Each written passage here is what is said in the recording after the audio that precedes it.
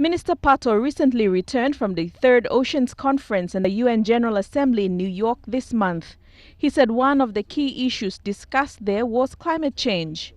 Minister Pato signed a privileges and immunities agreement on behalf of Papua New Guinea with the Green Climate Fund.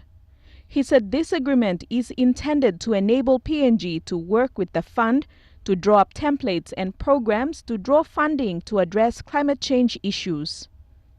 On behalf of our country, I signed an agreement for granting immunities and privileges to staff of the Green Climate Fund.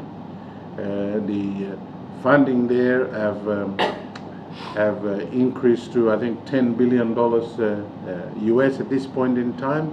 And accessibility, of course, is always an issue for our country.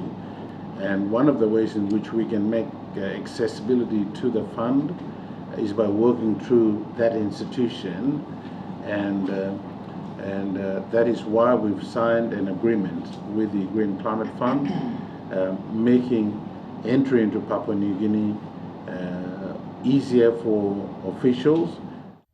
Minister Pato said this will also allow national organizations such as the Office of Climate Change and Development to access climate finance to build capacity, strengthen resilience, and mitigate and adapt to climate change. He said so far the Pacific region was in the front line, with many of its countries, including PNG, depositing their instruments of rectification of the Paris Agreement on climate change. So the Pacific is in the front line, and Papua New Guinea is one of those countries which in the General Assembly deposited its instrument of ratification. Green Climate Fund was established by 194 governments to limit or reduce greenhouse gas emissions in developing countries and to help adapt vulnerable societies to the impacts of climate change.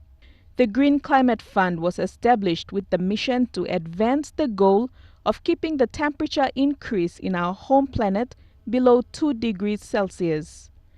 Delhi Waigeno, National EMTV News.